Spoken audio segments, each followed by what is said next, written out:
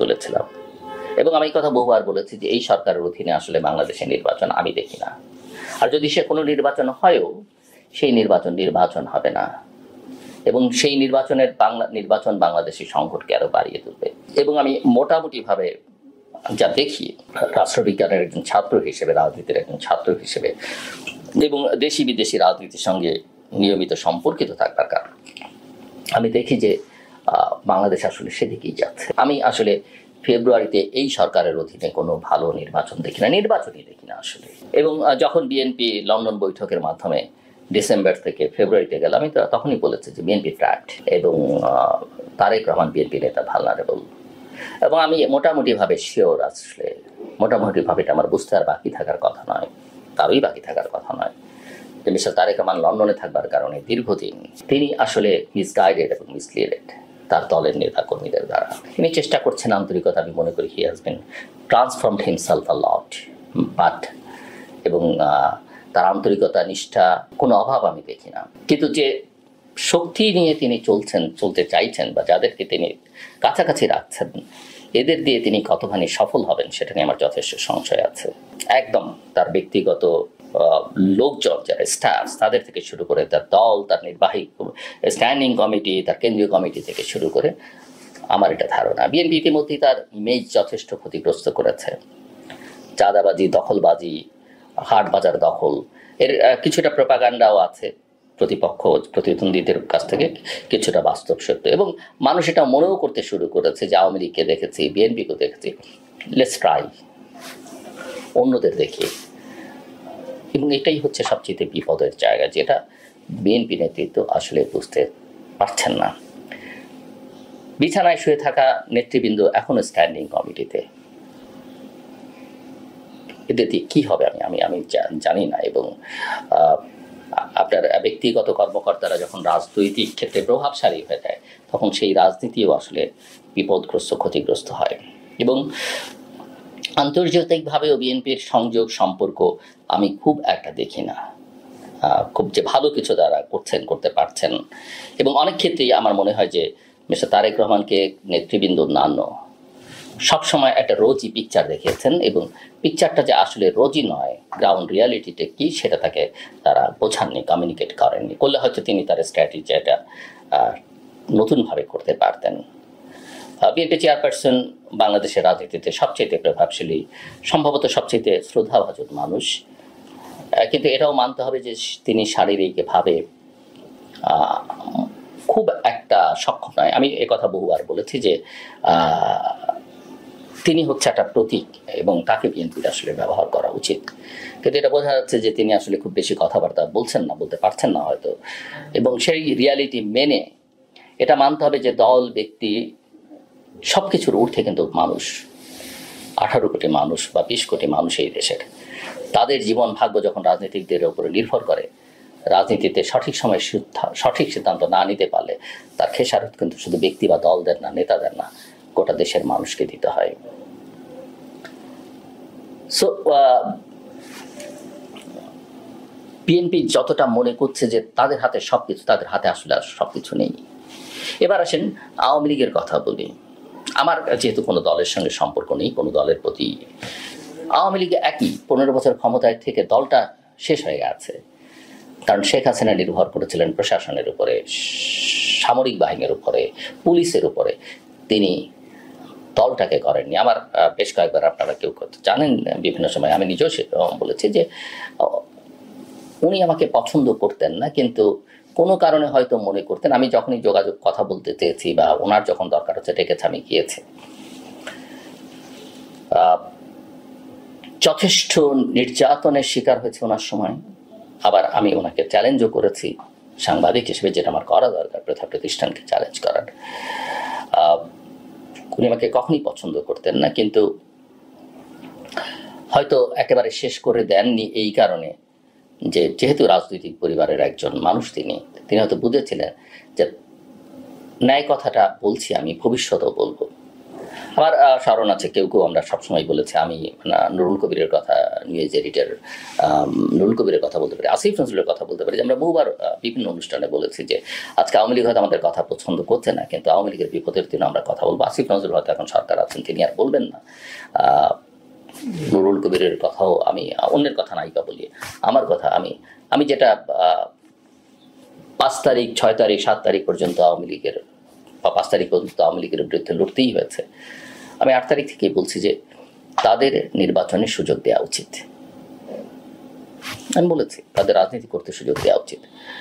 মানুষকে সিদ্ধান্ত দিতে হবে যে মানুষদের অভ্যুত্থানের মধ্য দিয়ে মানুষ তাদেরকে বিদায় করেছে, এখন রাজনীতিতে তারা কতখানি থাকবে থাকবে না সেটা ভোটের মাধ্যমে মানুষ বিচার করবে, সেটাই হচ্ছে আনুষ্ঠানিক প্রক্রিয়া, স্বীকৃত পন্থা।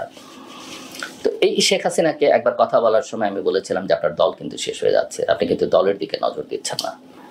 এবং তিনি তখন আমাকে ওই একই স্টাইল, বিএনপির স্টাইলে, যে না এরা অনেক সাফার করেছে, লেট দেম এনজয়, এরা এখন ঘুমিয়ে থাকুক, সময় মতো জেগে উঠবে। কিন্তু আওয়ামী লীগ যে জেগে উঠতে পারছে না সেটা কিন্তু প্রমাণিত সত্য।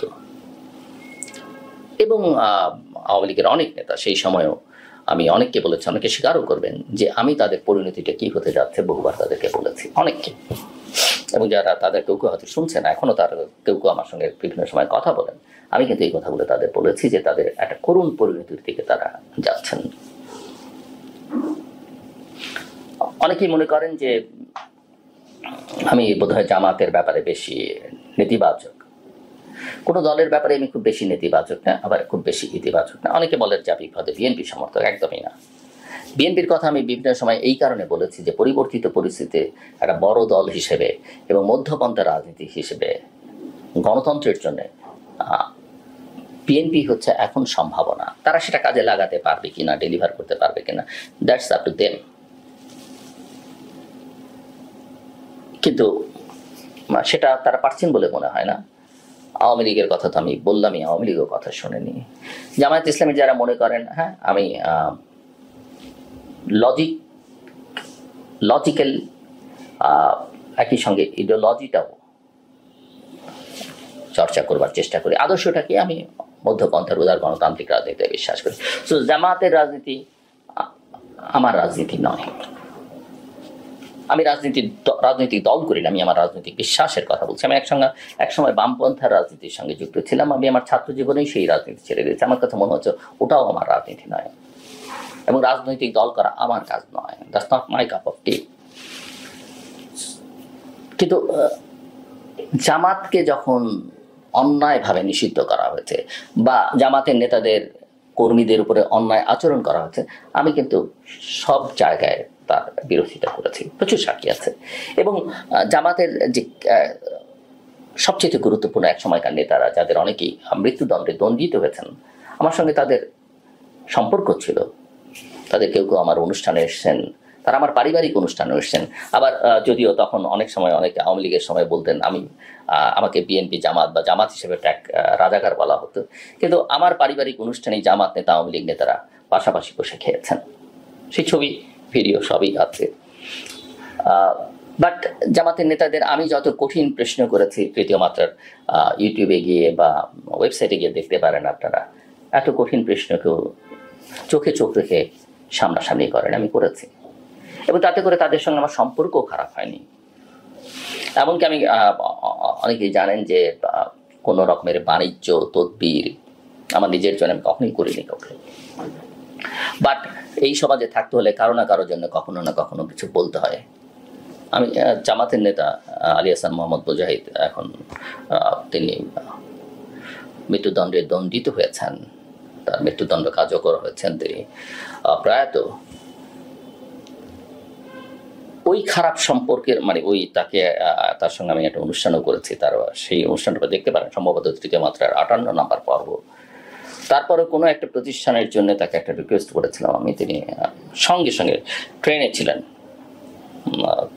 এক জায়গা থেকে আরেক জায়গায় যাচ্ছেন, তিনি কিন্তু আমার কথা শুনেছেন। সো ব্যক্তি হিসেবে তার সঙ্গে আমার সম্পর্ক খারাপ না, দল হিসেবেও সম্পর্ক, আমি তার অধিকারের কথা সবসময় বলি। কিন্তু আমাকে জামাতের অনেকেই ট্রল করেন এখন, আমার এটা করবার কোনো দরকার নেই। এনসিপির সমর্থকরা অনেক কিছু করেছেন, কিন্তু প্রমাণিত হয়েছে যে এনসিপি আসলে এগুলো না করে যদি রাজনীতিটা করতো, তাহলে আজকে এনসিপির নেতাদের এই পরিণতি হয় না। তো জামাতকেও বুঝতে হবে যে তার বিরোধিতা করা মানেই, বা বিএনপির বিরোধিতা করা মানেই বা আওয়ামী লীগের বিরোধিতা করা মানেই শত্রুতা না, বরং বিরোধিতাকে আমাদের মতো যারা সাংবাদিক বা যারা গবেষণা প্রতিষ্ঠানের সঙ্গে কাজ করেন তাদের সমালোচনাটাকে ইতিবাচকভাবে বিবেচনা করা দরকার। এবং আমাকে তো আমি বহুবারই চ্যালেঞ্জ ছুড়ে দিয়েছি যে আমাকে যদি কোনো দলের সঙ্গে কেউ প্রমাণ করতে পারেন যে আমার কোনো সম্পর্ক আছে, কেউ যদি প্রমাণ করতে পারেন আমি কোনো কারো কাছ থেকে সুবিধা নিয়েছি। শেখ হাসিনা সরকার তো অনেকবার চেষ্টা করেছেন, আপনারা জানেন, আমার ব্যাংক, ক্রেডিট কার্ডস, আমার অফিস, আমার বিজনেস কানেকশনস কিছু করতে পারেনি। অনেকে আমার কানেকশন নিয়ে কথা বলেন, বিদেশিদের, কখনো আমেরিকার দালাল বলেন, কখনো রয়ের দালাল বলেন। হ্যাঁ, আমি বিভিন্ন প্রতিষ্ঠানের সঙ্গে কাজ করি, আন্তর্জাতিকভাবে, জাতীয়, কিন্তু ন্যায্যতার ভিত্তিতে অত্যন্ত ট্রান্সপারেন্ট যা করি সেটা আমাদের ওয়েবসাইটগুলোতে দেওয়া আছে। কেউ কেউ বলেন আমি রয়ের দালাল। সাম্প্রতিককালে কোনো কোনো ভিডিওতে দেখাচ্ছে যে আমি আওয়ামী লীগের দোসর। যারা বলেন তারা আমার মতো সাফার করেছেন কিনা আমি জানি না।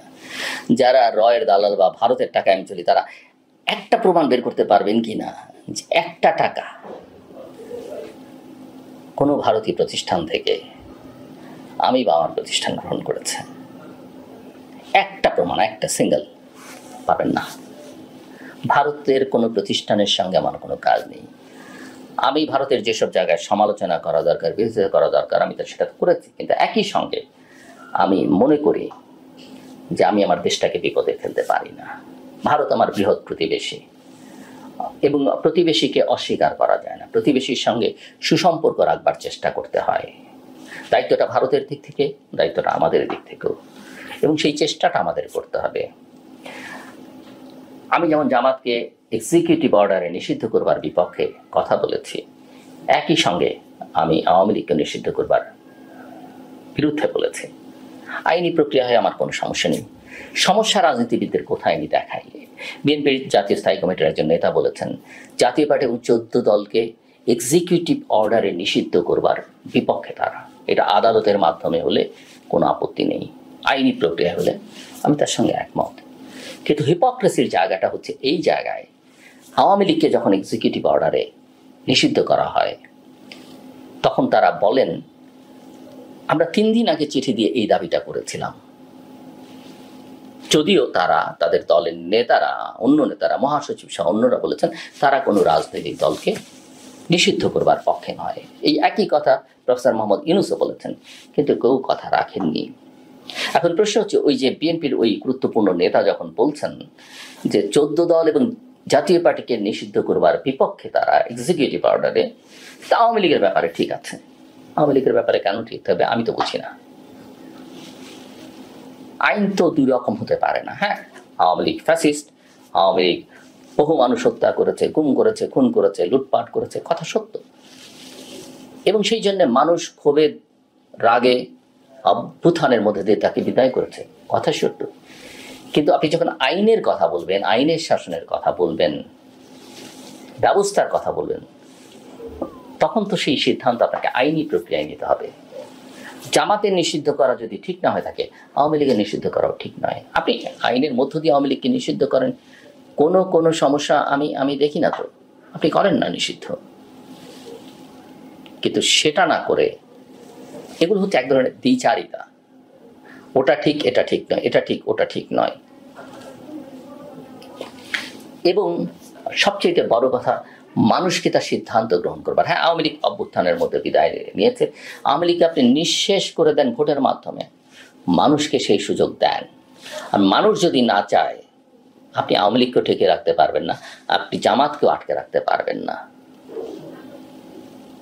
বিএনপিকেও বাইরে রাখা যাবে না।